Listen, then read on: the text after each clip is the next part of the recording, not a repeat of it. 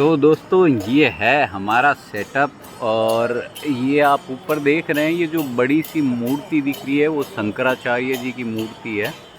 और ये वहाँ पे ऊपर मंदिर है, यहाँ पे भजन कीर्तन हो रहे हैं, यहाँ पर लोग रह रहे हैं। और ये रहा हमारा कैंपिंग टेंट। और ये कौन सा घाट है जसपाल? नागर घाट।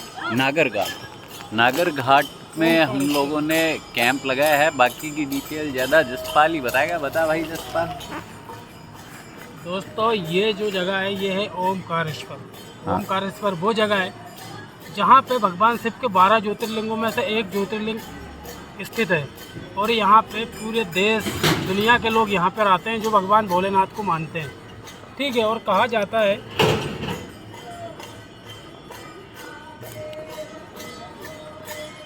बोल लो रुक जाएगा बीच में। और कहा जाता है कि भगवान के जो 12 ज्योतिर्लिंग है उसमें भगवान भोलेनाथ ज्योति के रूप में समाहित है हर एक शिवलिंग पे, 12 ज्योतिर्लिंगों में से। तो यहाँ पर भी इस शिवलिंग की भी बहुत सारी मान्यता है। और ये है जो ओमकारेश्वर है, ये मध्य प्रदेश में राजधानी भोपाल से लगभग 300 किलोमीटर दूर है। आप भोपाल से आओ या इंदौर से आओ या खंडवा से आओ या महाराष्ट्र से आओ, कहीं से भी आओ, आपको बस सुविधा उपलब्ध है। यहाँ पे बस चलती है, ट्रेन चलती है। ट्रेन यहाँ तक नहीं आती, ट्रेन खंडवा इंदौर तक आती है। और टैक्सी से आ सकते हो आप, ऑटो से आ सकते हो, जैसे भी चाहो आ सकते हो, क्योंकि यहाँ पे कोई दिक्कत नहीं है। और अगर आप यहाँ पे आ जाते हो और रहने की टेंशन है तो वो टेंशन भी बिल्कुल मत करिए। यहाँ पे बहुत सारी धर्मशालाएँ हैं, होटल्स हैं, सब कुछ जगह मिल जाएगी। और अगर आप एक बैक पैकर हो और आप कैंपिंग यूज़ करना चाहते हो, कैंपिंग करना आपको पसंद है, तो आप आराम से नागर घाट पे कैंपिंग कर सकते हो। यहाँ पे नदी का व्यू है जो मध्य प्रदेश की जीवन दायिनी जिसे बोलते हैं मां नर्मदा जी, और उन्हीं का घाट है नागर घाट। और मंदिर से कुछ ही दूरी पे, तो यहाँ पे कैंपिंग कर सकते हो जैसे कि हमने ये कैंपिंग की है यहाँ पे, और देख सकते हो आप। तो इन्जॉय करिए अपना यात्रा को, अपनी जर्नी को। अच्छा जसपाल, ये जो हम लोगों ने खाना खाया है उसके बारे में भी कुछ बताओ यार। खाने का ऐसा है कि देखिए हम कर रहे हैं 0 बजट में ट्रैवलर। ठीक है, 0 बजट में ट्रैवलिंग। और लोग जब हमको देखते हैं ना तो लोगों को एक इम्प्रेशन होता है, उनको अट्रैक्शन होता है कि भाई बिना पैसे के भी कोई यात्रा कर सकता है क्या? को इसकी हेल्प कौन करता होगा, कहाँ रहता होगा, कहाँ सोता होगा, कैसे यात्रा करता होगा। तो जब हम उसको हमारी यात्रा के बारे में जब बताते हैं ना कि हम चेकिंग करके यात्रा करते हैं, ऐसे ऐसे स्टे करते हैं, ऐसे ऐसे हमारी यात्राएं, और इस चीज़ को हम एक्सप्लोर कर रहे हैं, तो जब बंदा ये सब चीज़ जानता है तो वो एक उसका जो अट्रैक्शन है ना हमारे प्रति एक अलग ही लगाव हो जाता है। और वो चाहता है कि मैं इसकी पूरी सुविधा कर दूँ। तो कोई हमें खाना खिला देता है, कोई हमें खाना पैक करके दे देता है, कोई हमारी रहने की व्यवस्था करवा देता है, कोई हमें जैसे कि आगे तक जाना है तो कुछ दूर तक छोड़ देता है।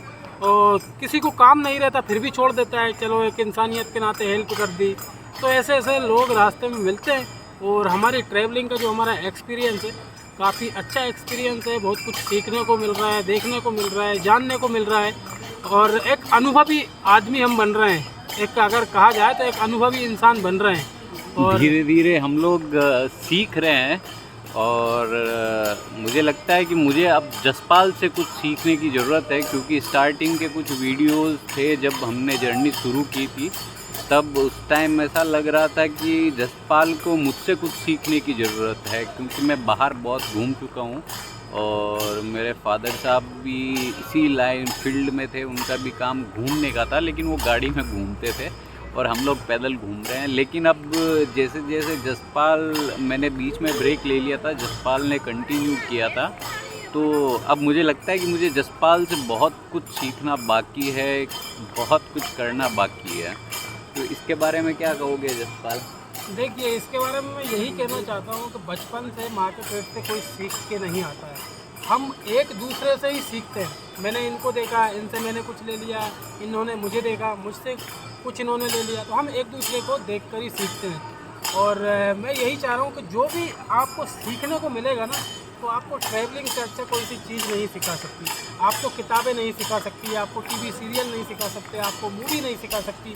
अगर आप कुछ सीखना है और पर्सनली उसको प्रैक्टिकल एक्सपीरियंस लेना है, तो आपका घूमना बहुत ज़रूरी है। और अगर आप एक पारिवारिक जीवन जी रहे हो, आप घर परिवार में उलझे हो, काम कर रहे हो, तो मेरा मानना तो यही है कि आपको साल में 1 या 2 बार समय निकाल के घूमना चाहिए। बहुत ज़रूरी है घूमना। आप मेंटली बहुत स्ट्रॉन्ग बनते हो, आपका मानसिक रूप से आप मजबूत होते हो, आपको हर चीज़ का नॉलेज हो जाता है, कहाँ पे कौन सी जगह है, क्या है। और इसका एक बेनिफिट भी मैं बताता हूँ आपको। इसका एक फ़ायदा ये है, बेनिफिट ये है कि अगर आप घूमोगे ना, तो आपके पास इतना सारा ज्ञान, नॉलेज, इतना सारा इकट्ठा हो जाएगा कि आप अपने ऊपर, अपने देश के ऊपर एक अच्छी खासी किताब लिख सकते हो, स्टोरी लिख सकते हो। और अपने जीवन में जो आपने एक्सपीरियंस लिया है, जो अनुभव लिया है, वो आप अपने जीवन में भी उतार सकते हो और दूसरों के साथ शेयर भी कर सकते हो, किताब के माध्यम से, वीडियो के माध्यम से। तो यही कहना चाहूँगा कि आपको घूमना चाहिए, ज़रूर घूमना चाहिए। तो वीडियो काफ़ी लंबा हो जाएगा क्योंकि हमारी जर्नी की जो बातें हैं, जो इंटरेस्टिंग फैक्ट्स है, वो बताते बताते मुझे लगता है कि कम से कम बहुत ज़्यादा लंबा, कम से कम तो नहीं कहूँगा मैं, पर बहुत ज़्यादा लंबा लग जाएगा क्योंकि रोज़ कुछ ना कुछ इंटरेस्टिंग और होता दोस्तों है। एक बात और कहना चाहूँगा मैं, जैसे कि हम घूम रहे हैं, ज़ीरो बैलेंस में ट्रैवल कर रहे हैं, तो आप भाई लोग जैसे कि आप, अगर आपकी तरफ से आप हमें कुछ डोनेट करना चाहो मनी के रूप में, तो आप बिल्कुल कर सकते हो। अगर आप ज़्यादा नहीं कर सकते, तो जिसकी जो डेट ऑफ बर्थ है उस हिसाब से आप कर सकते हो। आपको हम यूट्यूब में लिंक दे देंगे, बारकोड दे देंगे, अकाउंट नंबर दे देंगे। जिसकी जो डेट ऑफ बर्थ हो उस हिसाब से आप हमको डोनेट कर सकते हो। अगर ज़्यादा नहीं कर सकते हो तो यही चाहते हैं, तो वो चीज़ क्या, हमारा इमरजेंसी फंड एक हमारे पास रहेगा, तो कभी हम किसी सिचुएशन में फंस जाते हैं, जंगल में रुक गए रात, या फिर हमें खाने की दिक्कत आती है, तो वो फंड को हम वहाँ यूज़ कर सकते हैं। और कोशिश करेंगे उस फंड के, जैसे कि हम यूज़ करेंगे, कहीं फंस जाते हैं तो वो यूज़ कर सकते हैं। और हमारी कोशिश रहती है कि आपको अच्छी सी अच्छी जगह जो दिखाएं, जो फेमस नहीं है वो जगह भी एक्सप्लोर करें आपको, और वो जगह भी आपको देखने को मिले हमारी वीडियो के माध्यम से। तो गाइस यही अनुरोध है आपसे, ये रिक्वेस्ट है कि अगर आप ज़्यादा डोनेशन नहीं दे सकते हो, तो आप जो आपकी डेट ऑफ बर्थ हो, जो आपकी डेट ऑफ बर्थ का ईयर हो, उस हिसाब से आप दे सकते हो हमें, जो भी डोनेशन कर सकते हो आपकी इच्छा अनुसार। आप अपनी डेट ऑफ बर्थ के जो डीडी हैं या एमएम हैं, और सबसे बेटर है ईयर, अगर कर सकते हो तो ईयर में डोनेट करिए, वरना डेट ऑफ बर्थ के जो डेट और मंथ है उसके हिसाब से भी आप कर सकते हो। Thank you so much. तो आज की यात्रा हमारी यहीं ख़त्म होती है और कल हम फिर मिलेंगे। धन्यवाद।